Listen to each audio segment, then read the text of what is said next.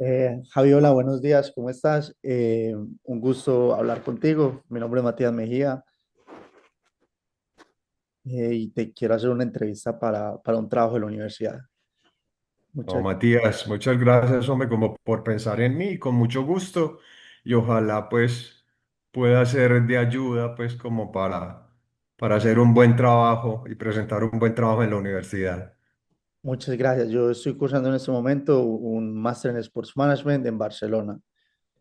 Entonces te quería hacer unas breves preguntas para entender un poquito el ámbito del deporte y toda tu trayectoria y todo lo que has conseguido a través de tu carrera profesional.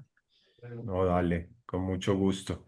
Muchas gracias. La primera pregunta es ¿cuál es tu rol actual dentro de la organización y cuáles son tus principales responsabilidades? Mírame, las principales responsabilidades son como tengo a cargo como un equipo de observadores, de scouts que están siempre pendientes y actualizados de tener un buen recurso humano. Entonces, o sea, un equipo necesita mucho de sus fuerzas básicas y necesita como mirar cuáles son los jugadores que tienen más talento para ayudarlos en su proceso de formación, para entender como sus fortalezas, pero también sus debilidades, para buscar cómo poderlos potenciar, transformar y que logren de alguna manera mejorar la metodología de entrenamiento, pues para que sean mucho mejores jugadores y ojalá para que puedan lograr el proyecto deportivo individual de ellos, de lograrse consolidar como jugadores de fútbol profesional y así el equipo, o sea, cuando un equipo logra producir los jugadores, pues eso es como el ciclo perfecto. ¿Qué es el ciclo perfecto? Que los jugadores que vos formés los puedas mostrar en primera división y que luego de mostrarlos y que sean muy buenos, lograrlos vender. Esa es la manera en la que un equipo de fútbol logra como su máximo, sacar el máximo provecho y también de alguna manera transformar y mostrar resultados económicos, porque eso es lo que hoy en día buscan mucho, pues los equipos, aparte de ser buenos equipos, construir buenos equipos que puedan ser viables económicamente. ¿Y en qué equipo estás trabajando en ese momento y cuál es tu cargo? En Atlético Bucaramanga y por ejemplo hay otro que es más de logística, una de las funciones principales es como tengo que por antelación saber cuáles son los partidos que vamos a jugar, dónde vamos a jugar, entonces cuadrar lo de los desplazamientos, los tiquetes aéreos, buscar también como los hoteles, hacer una comparación de los precios. Usualmente uno ya tiene como unos dos o tres hoteles en cada ciudad donde pues ya lo conocen a uno, entonces es más fácil como continuar como por esa línea, pero la idea simplemente es como estar pendiente de que el cuerpo técnico y los jugadores no tengan pues ningún problema en sus desplazamientos a jugar partidos de visitantes en la logística, por ejemplo, de la alimentación para cuando se juega de local.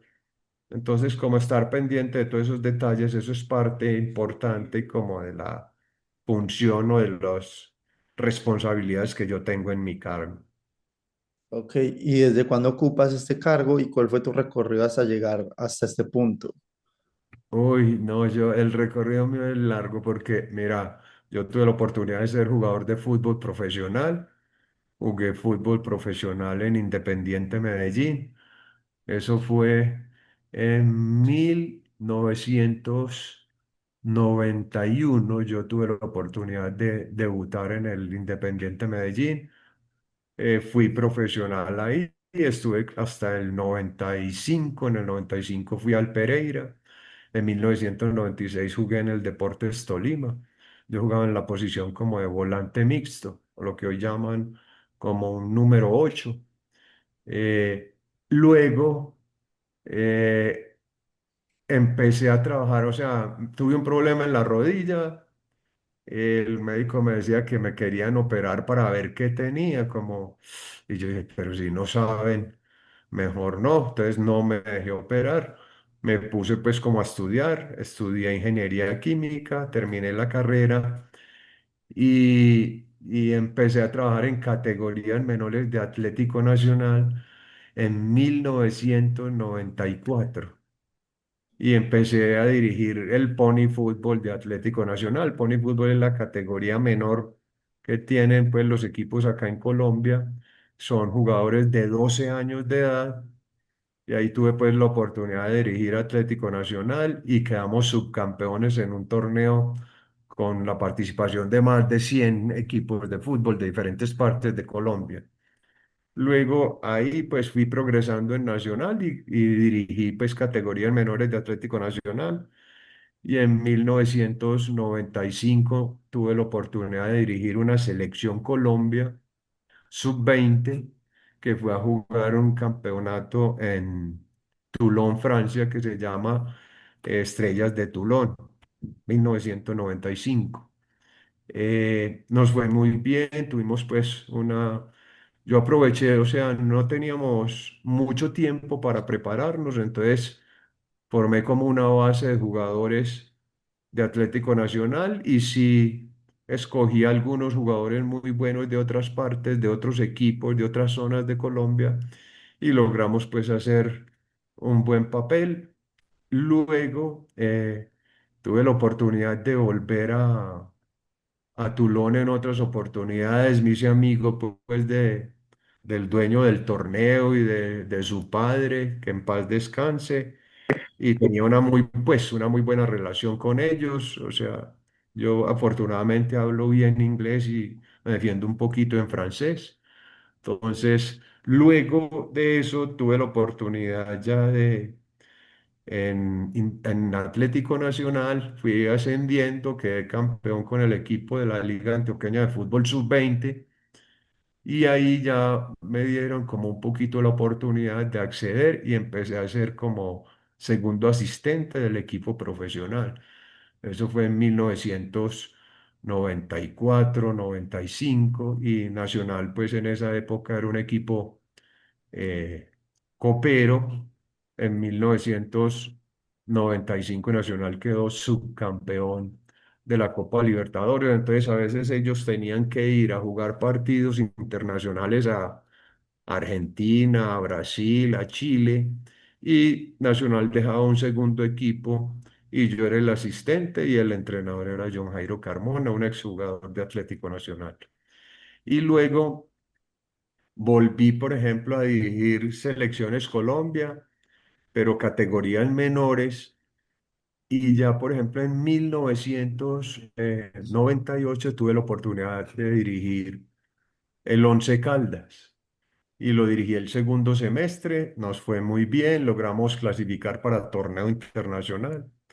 Y en 1999, pues ya dirigí el Once Caldas, hicimos muchísimos puntos, hicimos más de 120 puntos en el torneo de todo el año y le cogimos una distancia muy grande al segundo de más de 20 puntos. Eh, Fueron campeones. Luego ya ahí en el 98 ya jugamos, el Once Caldas disputó la final en 1999 contra el Deportivo Cali. Y, o sea, nosotros teníamos más de 20 puntos que ellos, pero la reglamentación nos ganaron. Eran dos partidos, uno en Cali y otro en Manizales, y ellos nos ganaron y quedaron campeones.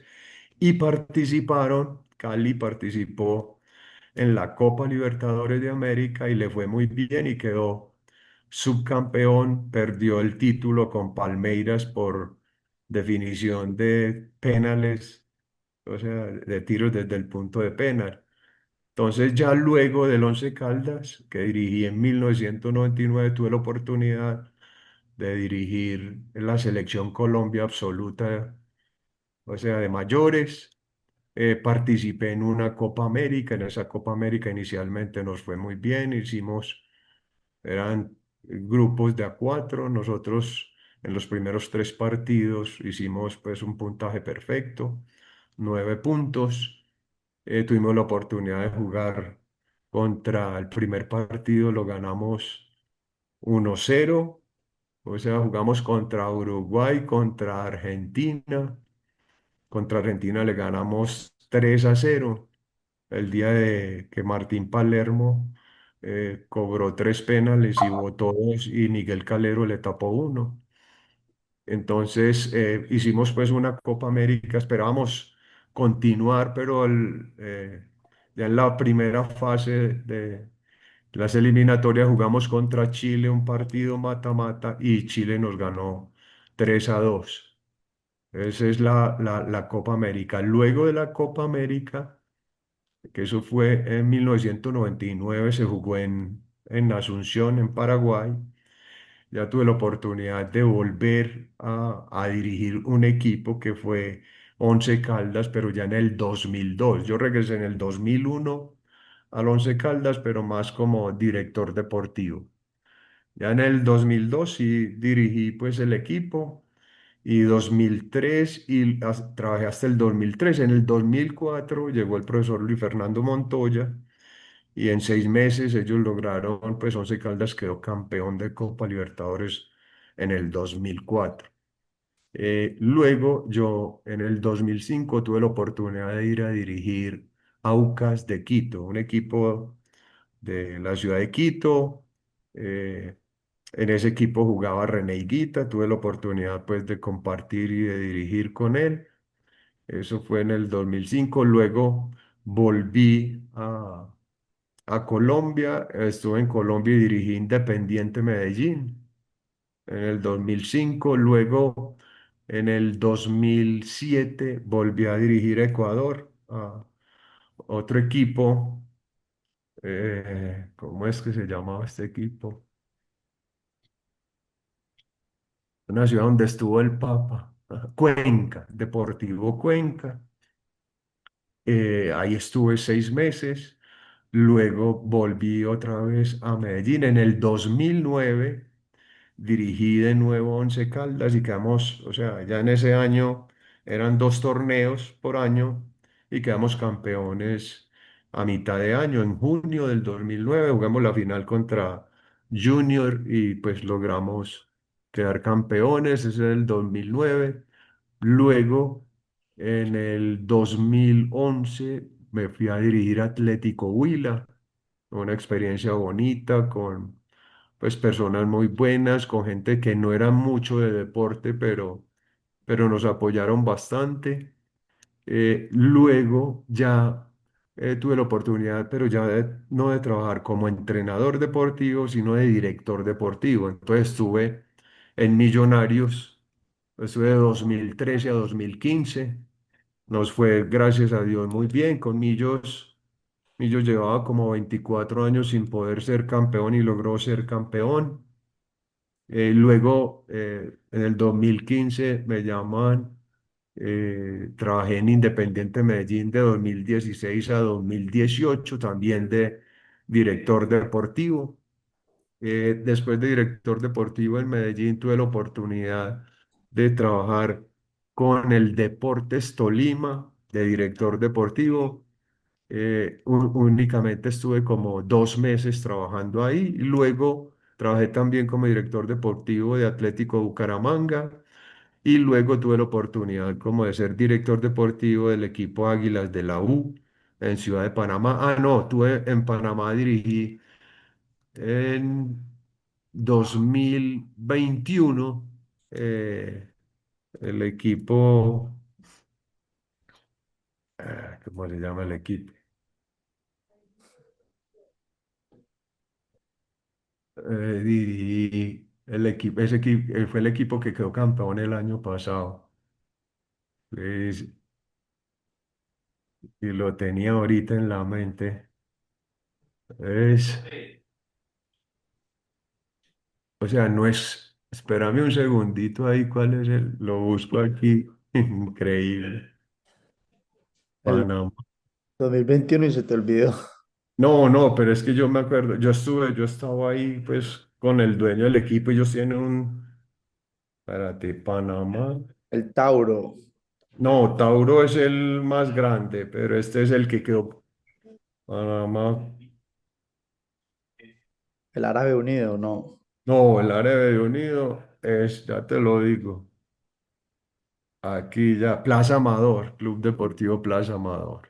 Ok, Es, y ese fue el campeón de este torneo, pues del 2025 que terminó ahorita. Ese es más o menos como el recorrido. ok, perfecto. ¿Y cómo está conformado el organigrama del equipo del que estás actualmente militando, que es el Bucaramanga?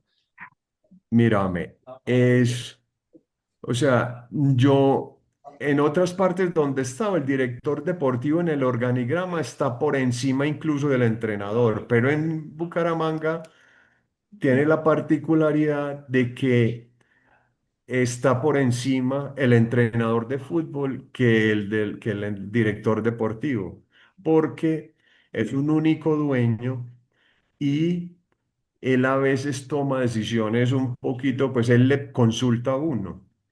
Pero, por ejemplo, un jugador, voy a poner incluso el nombre, o mejor no, no pongamos nombre, un jugador y él me dice, este jugador lo podemos traer, entonces yo lo busco, analizo, pienso y le paso a él un informe.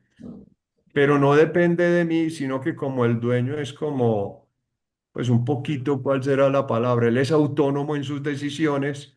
Él dice, o lo traigo, o no lo traigo, o él mira la relación de costos y la relación costo-beneficio y dice, hombre, este me puede dar o este vale tanto.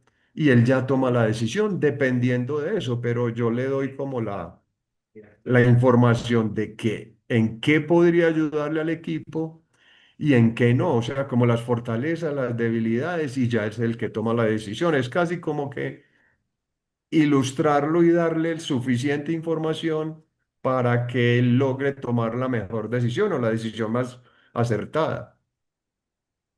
Ok, o sea que el organigrama, ¿cómo vendría siendo? Quién sería el más arriba? ¿Cuál sería el siguiente? Y aproximadamente Mira, por ejemplo, hay un dueño que es el presidente y ese es como la la cabeza. cabeza o como la parte más alta del organigrama. Luego, él tiene como un comité deportivo. El comité deportivo está compuesto por tres personas que las nombra el dueño y yo soy como la cuarta persona como para las consultas. Entonces, todo lo que son como decisiones deportivas, pues se consultan, se analiza, se piensa ahí.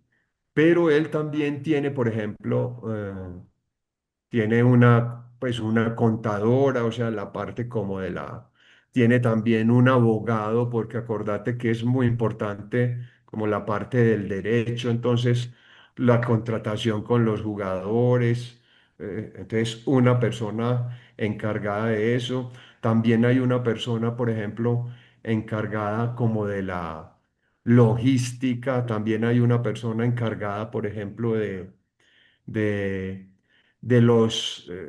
la, ¿cómo se llama? La ropa deportiva, de cómo van, hay otra persona de publicidad y mercadeo que tiene que vender el uniforme, que tiene que vender la camiseta, que Pero tiene que... todos estos están en tu misma línea.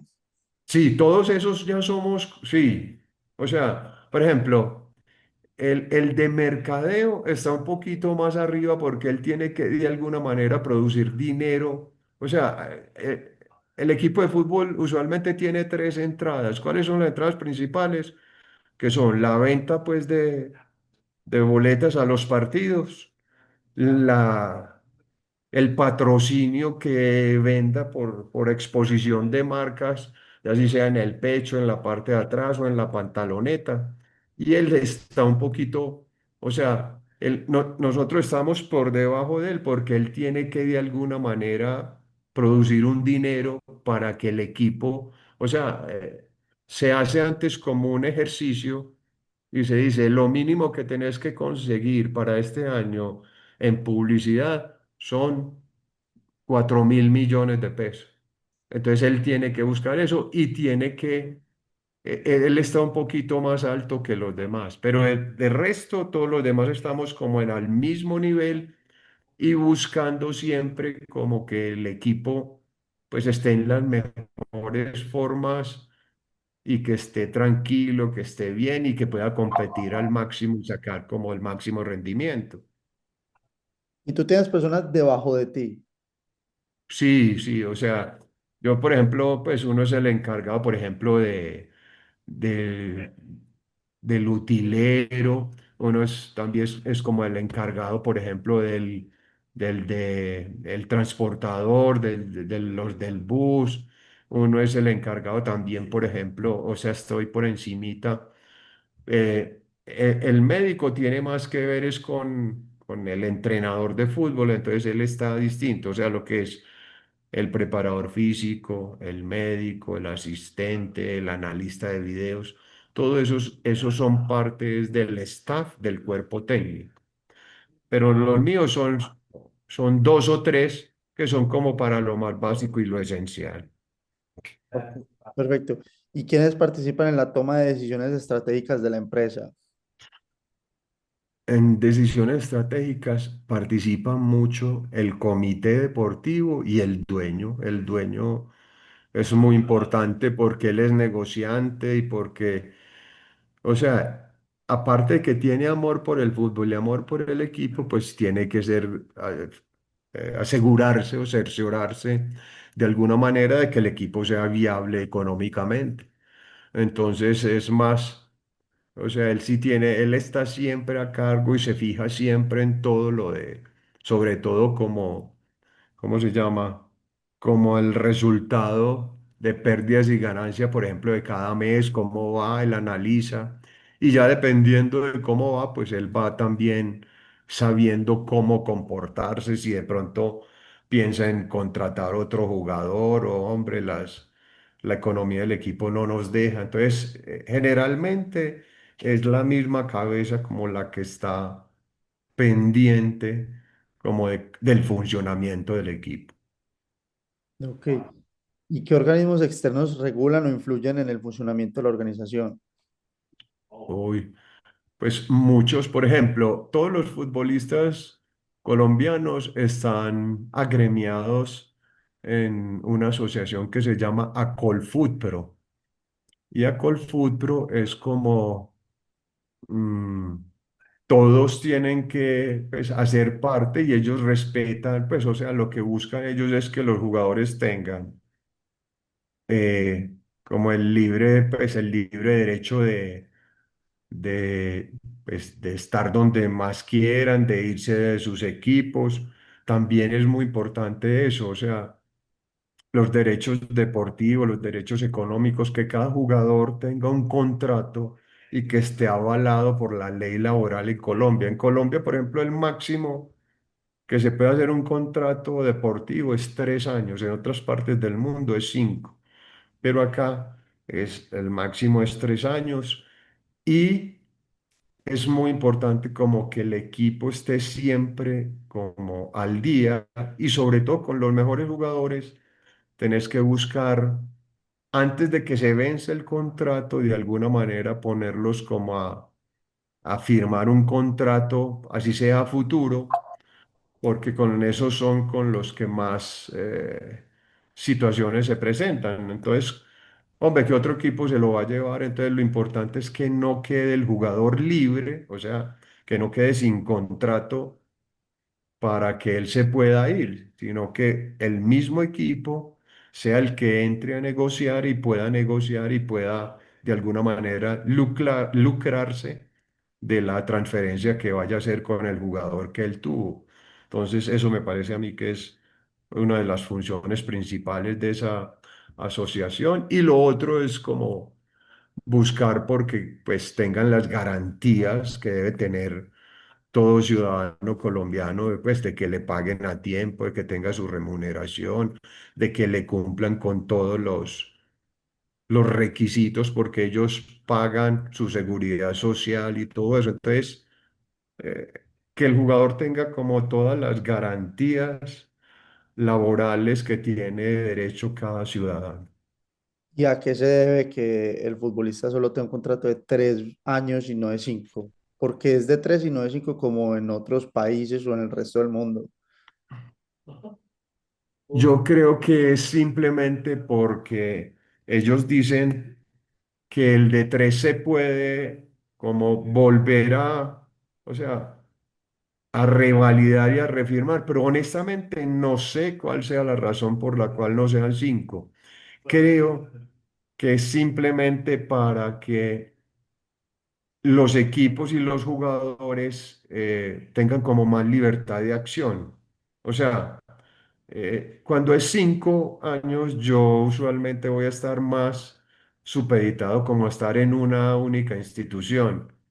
O sea, cuando uno es un jugador muy bueno, usualmente usted no va a tener problemas. Los que van a tener problemas son los jugadores que son como agente libre, que pues que no son de propiedad de ninguna institución ni de ningún equipo con representación pues jurídica. Entonces, esos son los que van a tener pues como la mayor dificultad. Pero no entiendo honestamente por qué no es de cinco. Pero acá en Colombia sé que el máximo de un contrato laboral es 3 años. Ok, ¿y cuáles consideras que son los roles o áreas más estratégicas dentro del equipo?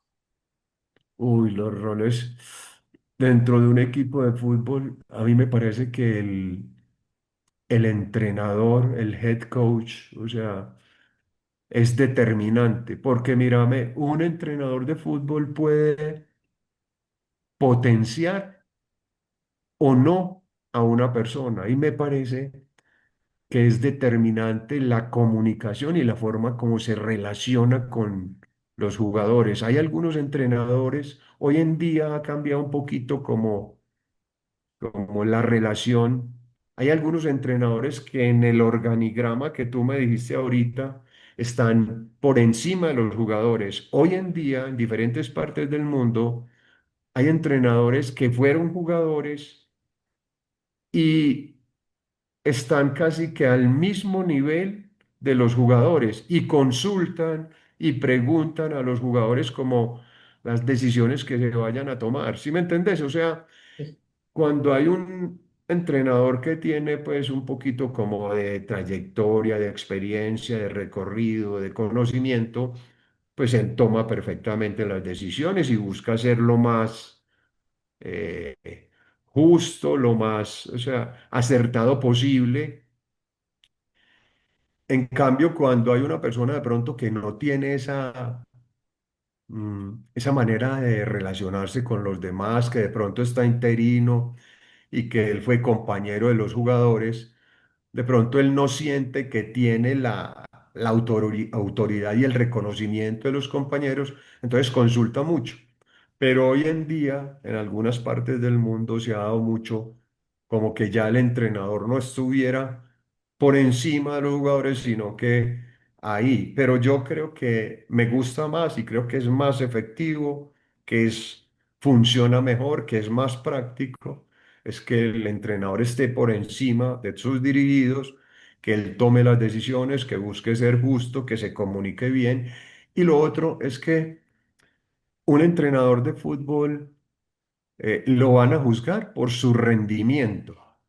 Pero yo digo que lo que él tiene que hacer es como educar, formar, guiar, orientar al jugador para que él tenga un gran rendimiento. Entonces, mira, lo que pareciera que fuera de equipo es más un trabajo individual, permanente, continuo. Y otra que me parece determinante es que tenga una buena como relación con los jugadores, que tenga una buena relación con los dueños del equipo, con todo el mundo para poderse comunicar bien. O sea, se nota cuando en un equipo la parte deportiva y la parte administrativa trabajan en equipo, que hay una buena relación, que hay una buena comunicación, que hay un respeto.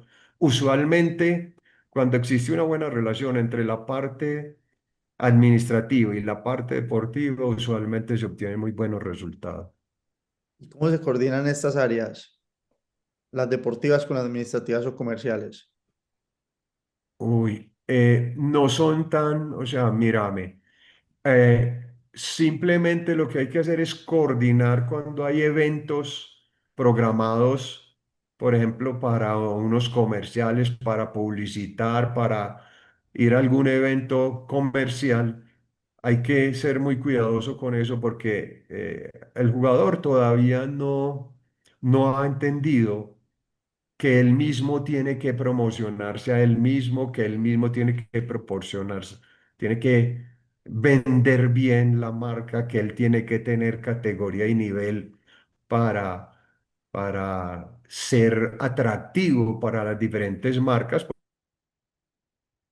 produce un dinero para los equipos. Entonces, pero el jugador ha entrado un poquito como en uso de razón y ya colabora más, o sea, que hay que hacer una propaganda de tal cosa, va y lo hace. Entonces, pero sí hay que tener mucho cuidado, como usualmente son como los mismos cuatro o cinco más famosos o los que los conoce la mayoría de las personas.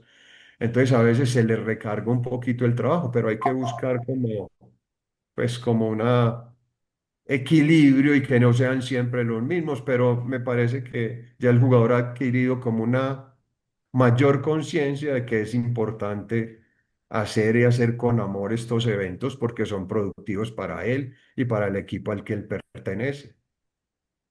Ok, muchas gracias. ¿Y qué importancia crees que tiene el trabajo en equipo dentro de la institución? Uy, muchísimo. Es que, mírame, yo te digo, trabajo en equipo en todas las empresas del mundo, incluso desde la familia, diría yo.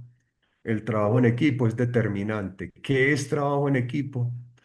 El trabajo en equipo es simplemente que yo pueda ponerme en los zapatos del otro, que yo pueda ser un poquito resiliente y decir cómo me ve él. O sea, cuando uno es un poquito, tiene más como conocimiento de uno mismo, más conciencia, uno puede entender mejor a las personas. O sea, yo creo que el trabajo en equipo es determinante y cuando hay personas que tienen como una mentalidad de crecimiento, cuando hay personas que tienen vocación, a mí esa palabra me gusta mucho, vocación es hacer con amor lo que yo hago, es hacerlo con amor, con gusto, es disfrutarlo, es hacerlo, por supuesto, lo mejor posible. Entonces, cuando hay vocación, como que todas las puertas se abren, como que la comunicación es más fluida, como que se obtienen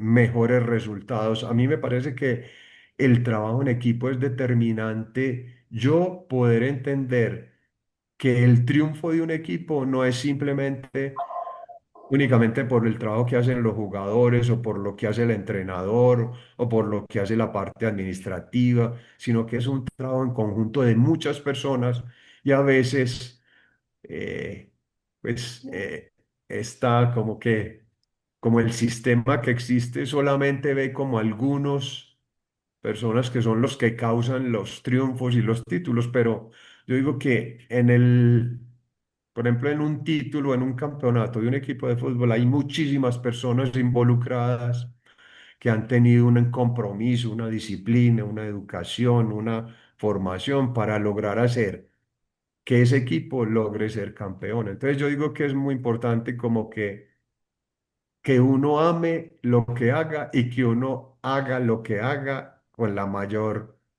calidad, con la mayor eficiencia posible para ojalá lograr obtener muy buenos resultados. Javi, ¿y cuál es la visión a largo plazo de la organización? Mira, la visión a largo plazo tiene que ser, el secreto está en que los jugadores que forme el equipo los logre potenciar, formar y poner en el equipo profesional como si fuera en una vitrina y lograr mostrarlos, ojalá jugar torneos internacionales para que los vea más gente y lograr venderlos al exterior. Ese es casi que sería como el círculo virtuoso, o sea, para que una empresa y un equipo de fútbol pues logre ganancias, pues sobre todo económicas. Y Lo otro es que es muy importante no ver al jugador como un jugador de fútbol, sino como un ser humano. Entonces, darle posibilidades para que crezca, para que aprenda, para que estudie, para que ojalá aprenda otro idioma, para que ojalá toque un instrumento musical. Cuando una persona utiliza los dos hemisferios de la mente, cuando una persona lee, comprende mucho mejor el juego, toma decisiones eh, acertadas porque las toma mucho más rápido. Entonces yo digo que es más como ayudar en la formación de grandes seres humanos para que tengan una mejor comprensión del juego y por supuesto que el juego, ¿cómo se va a comprender mejor? Con una buena metodología de trabajo, o sea, con a través del juego hacer ejercitaciones para que el jugador se sienta cómodo y entienda la situación y las situaciones que la mente tiene que solucionar dentro de un campo de juego. Ok.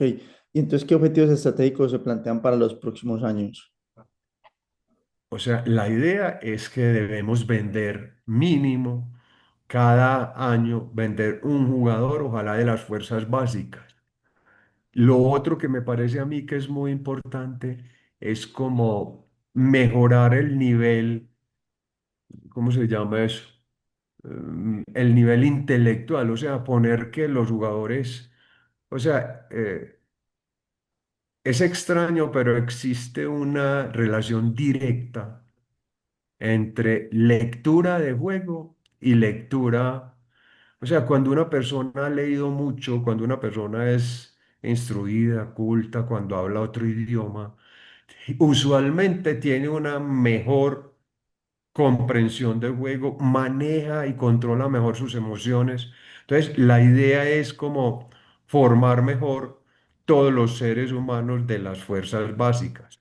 Y para eso, pues hay que invertir en tener más calidad en los profesores que trabajan con las fuerzas básicas. Yo digo que en teoría, en fútbol, los mejores entrenadores deberían ser los que trabajan con los jóvenes, con los niños, con las fuerzas básicas. Lo que pasa es que la realidad es que los que están arriba son los que cobran mejor, pero los mejores deberían estar trabajando con todos los jóvenes de fuerzas básicas. Ok. ¿Y cómo equilibran el equilibrio, el rendimiento deportivo con la sostenibilidad económica? Es muy importante hacer, o sea, después de cada torneo usualmente, o sea, acá en Colombia hay dos torneos, se hace una evaluación y se hace la relación costo-beneficio. Entonces uno mira, por decir algo, este jugador mensualmente se le pagaba tanto, mira el rendimiento que tuvo, mira, por ejemplo, miremos las asistencias, las participaciones en gol, cuántos balones recuperó. Entonces se mide y se hace una relación y se busca pues como que ser muy equilibrado y justo en las decisiones que uno toma, porque hay algunos jugadores que, a pesar de no ganar mucho, son muy, o sea, son muy efectivos y las cifras dicen que son muy importantes para el equipo. Y hay otros que tú piensas que son, pues, que ganan mucho y tal cosa, y usted mira las cifras y a veces no existe como una forma de explicar. Gana mucho, pero ya lo medís y lo buscas como trasladar a el rendimiento deportivo y a veces no es tanto el rendimiento que te da, pero sí es muy importante como que para que exista como una armonía en el grupo, es muy importante que los mejores ganen mejor que los que no son tan buenos. ¿Sí me entiendes? Que exista esta justicia en en el dinero que gana cada jugador. Eso me parece que es muy importante. O sea, ser justo a la hora de firmar los contratos con cada uno de los jugadores. Ok. ¿Y cuáles son los principales desafíos actuales de la organización? O sea, los desafíos son, yo creo que es muy importante plantearse participación en torneos internacionales. Mírame que hay países. Por ejemplo, pues lo digo porque yo cuando dirigí pues el Club Plaza Amador en Panamá, cuando uno, por ejemplo, logra participar en la Conca Champions, cuando un equipo colombiano logra participar en la Copa Libertadores de América, recibe un dinero muy importante por cada partido y recibe por cada fase de la copa que vas avanzando, también recibís un dinero. Entonces, por decir algo, mírame Flamengo. Flamengo en este momento ganó la Copa Libertadores de América, le ganó a Palmeiras y Flamengo recibió por el título 24 millones de dólares. Y si miras lo que hizo en las fases anteriores, o sea, recibió como otros 18 o 19 millones de dólares. Entonces, mírame que los equipos ya entraron como en la ser viables económicamente, hay que participar en torneos internacionales porque esos torneos internacionales si continúas en el torneo, son los que te pueden dar a vos la forma de estar tranquilo económicamente porque, por ejemplo, un equipo colombiano que participa en Copa Libertadores y va hasta determinadas fases, puede ganar de 4 a 4,5 millones de dólares sin necesidad de estar en los 8 primeros. Entonces, esos son los proyectos deportivos a los cuales hay que apuntar y que uno tiene que escribir y decir, hombre, el proyecto es estar entre los 4 primeros para participar, por ejemplo, en Copa Sudamericana. ¿Sí me entendés? Entonces, ya ¿cómo se llama? Como la planificación tiene que ser basada es en qué torneos voy a participar y cuánto me pueden a mí producir la participación en esos torneos. Entonces es muy importante como que exista ese conocimiento previo de cuánto me puedo ganar, de cuánto puedo invertir, de hasta dónde puedo llegar, porque esa sería una planificación como más real. Ok. ¿Y cuáles son los principales stakeholders de la organización Stakeholders. o grupos de presión?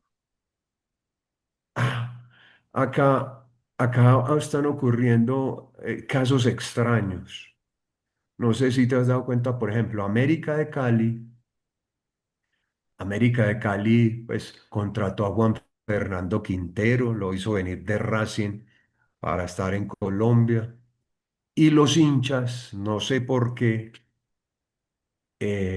América, mayor asistencia que tuvo fue 5.000, cuando el Estadio Pascual Guerrero pues tiene capacidad para 50.000 personas.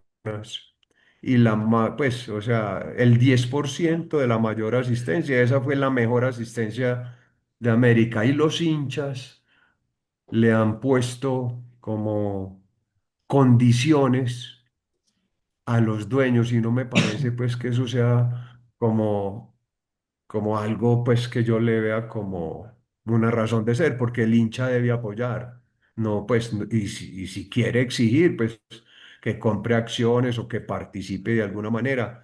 Y esa misma situación están viviendo, por ejemplo, Independiente Medellín, está planeado para el 12 de enero del próximo año, del 2026, los hinchas quieren hacer como una manifestación pública, pues de que ellos no están de acuerdo. Y a mí me parece que Medellín pues ha sido un equipo que ha estado ha clasificado, en los últimos 15 años creo que ha estado disputando 11 finales. Entonces, pues no sé, me parece que eso está perjudicando un poco. Otra cosa que perjudica un poco es que la familia no tenga garantizado como su seguridad en el estadio. En el último clásico que se jugó acá entre Atlético Nacional e Independiente Medellín por el título de Copa Colombia, hubo unos desmanes y unas cosas. Entonces ya uno, por ejemplo, a mí me gusta ir al estadio y me gusta ver los partidos de fútbol, pero cuando es un clásico yo prefiero decir, no, lo veo por televisión. Y yo creo que eso no debería ser así porque es entretenimiento y porque que ojalá pueda ir uno con la familia y compartir con el hijo, con la esposa. Pero entonces yo creo que esas son, o sea, hay que tomar ciertas determinaciones para que pues la gente pueda ir y compartir y que sea un espacio de entretenimiento, de sana diversión y no pues que haya problemas, sobre todo pues para las personas que vayan y que a veces queden involucrados pues en peleas y en situaciones pues que no son convenientes para nadie. ¿Y cómo influyen estos grupos en la toma de decisiones? Cuando hablo de estos grupos, es como los socios, hinchas, sponsors y medios de comunicación. ¿Cómo crees que ellos influyan en la toma de decisiones del club? Yo creería que cuando hay personas con experiencia, con conocimiento, con recorrido, no influyen mucho, porque pues al fin y al cabo, cuando hay una planeación, cuando hay una planificación, existe como un departamento de scouting, cuando hay una información constante sobre muchos jugadores, pues yo creo que es más fácil acertar. Lo que pasa es que a veces eh, si ejercen, o sea, los medios de comunicación pueden ejercer como una influencia un poquito negativa para que los aficionados asistan o no asistan al estadio. Por ejemplo, Atlético Junior quedó campeón del fútbol profesional colombiano en 2025. En los últimos dos partidos llenó el estadio, pero los últimos, antes de esos partidos, en cuatro o cinco, nunca, o sea, iban 10.000 personas para un estadio con una capacidad de 50.000. Y yo creo que en eso inciden mucho los medios de comunicación, de alguna manera tienen que ser más constructivos, más positivos, más, o sea, más propositivos, menos, como menos crítica, porque a veces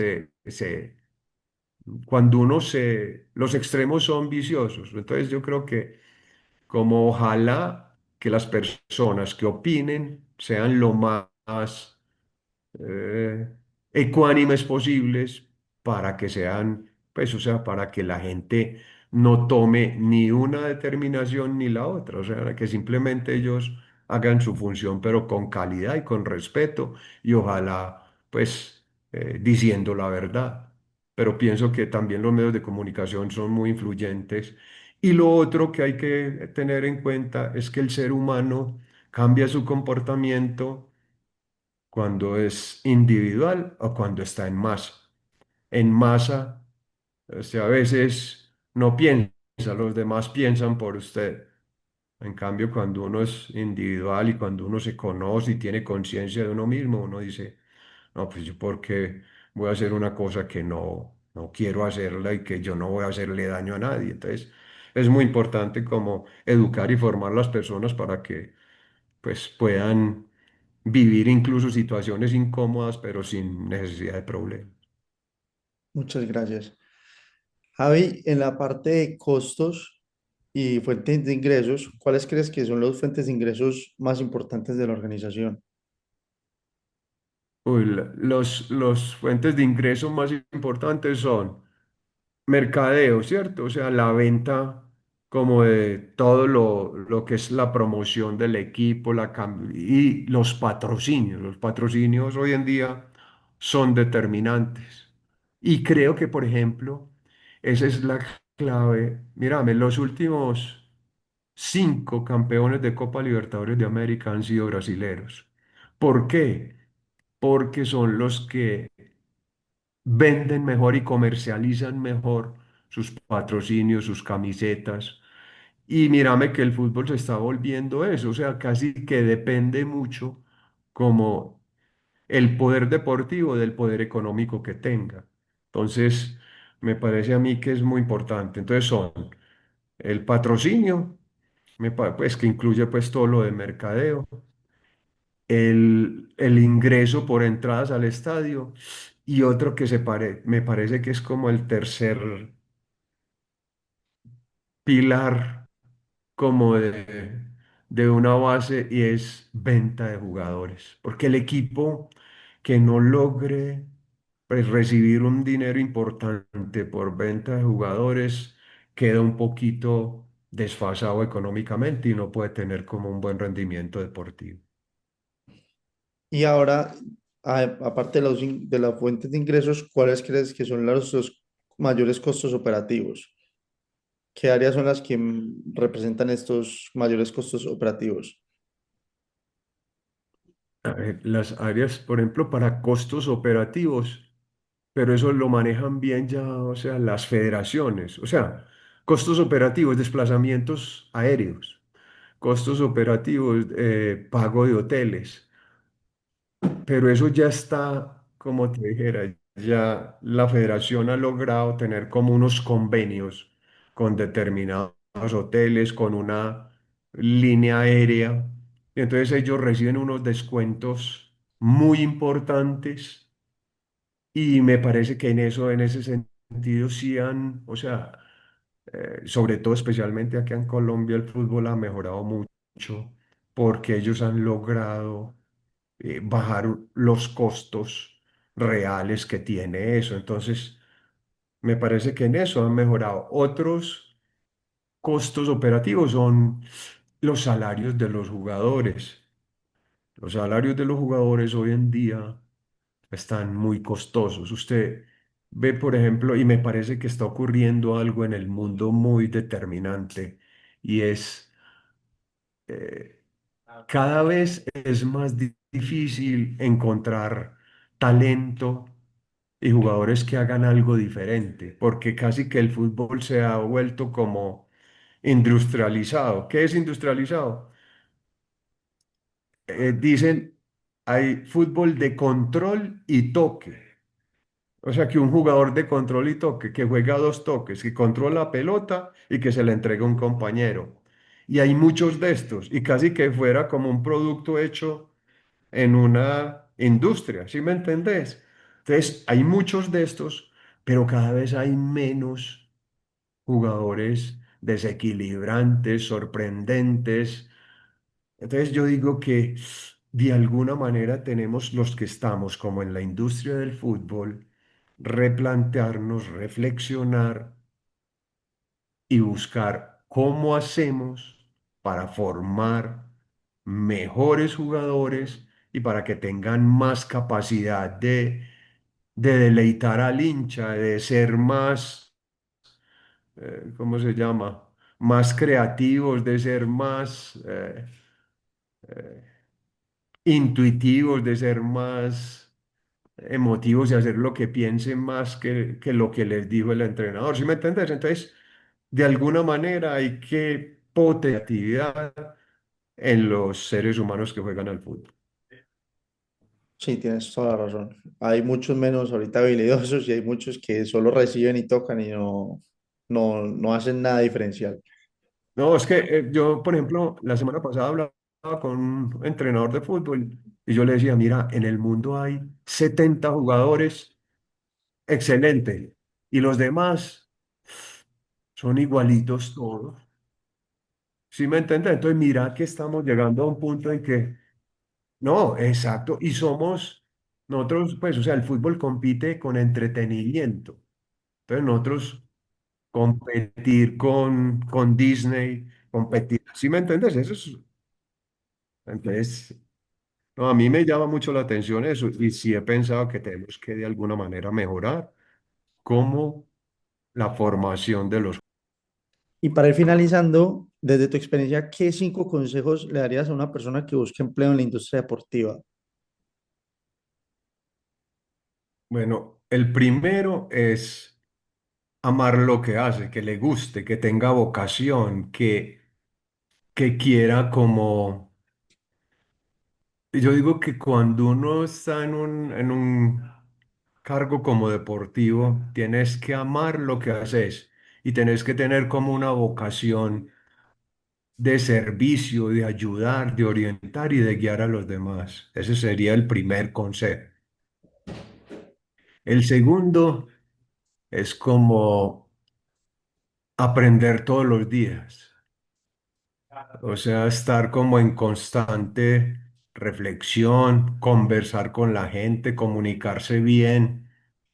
Entonces, como, pues para uno poder estar actualizado, tenés que, pues, conversar mucho y comunicarte bien con la gente. Me parece que es determinante.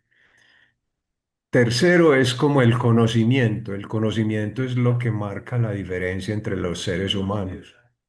Entonces, eh, es muy importante como leer, como escuchar. A mí me gusta, por ejemplo, pues libros de buenos entrenadores de fútbol, escuchar las entrevistas, a veces escuchar lo que dicen en el entretiempo. Eh, el cuarto sería como aplicar programación neurolingüística, o sea, eh, el lenguaje es poderoso, las palabras son poderosas, entonces uno puede potenciar más a las personas y a los seres humanos que lo rodean con comunicaciones asertivas, con comunicaciones más directas y que sean más productivas. Y quinto, como tener entusiasmo y amor por lo que se hace y buscar cada día como hacerlo mejor.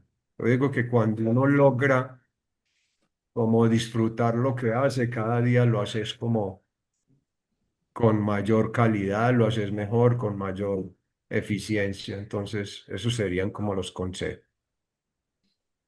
Ok, ¿y qué habilidades o competencias consideras más importantes para trabajar en el sector? Para trabajar en, En el sector, o sea, me parece importantísimo como la comunicación, la capacidad de comunicarte bien, la capacidad de expresarte bien, eh, saber escuchar bastante. O sea, a veces uno tiene que aprender más como a escuchar que hablar. A veces, mira, tenemos dos oídos y una boca. Ojalá uno pudiera escuchar mucho más de lo que... Y buscar como que todos puedan desarrollar su máximo potencial con el conocimiento y con los consejos que uno les pueda dar. Entonces me parece que es muy importante también eso. ok. ¿Y qué recomendaciones le darías a personas que recién comienzan en su carrera profesional en el deporte? Uy, que pues los felicito porque pues yo digo que cuando uno está en lo que ama, uno lo va a disfrutar. Y otra vez como el mismo consejo, todos los días, cada día es una oportunidad para uno aprender, para ser mejor, para progresar, para hacer con más calidad lo que uno hace, para servir mejor. Entonces, pues yo digo que es muy bonito como lograr tener como esa mentalidad de crecimiento. ¿Qué es mentalidad de crecimiento? Que el ser humano no es un producto terminado, sino que cada día vos vas siendo mejor, vas aprendiendo y cada día puedes desarrollar más talentos, más capacidades, ser más productivo. Entonces yo digo que eso es tener como mentalidad de crecimiento. Ok. Muchísimas gracias. Gracias por la entrevista, por el momentico y por compartir toda tu carrera y todo tu conocimiento.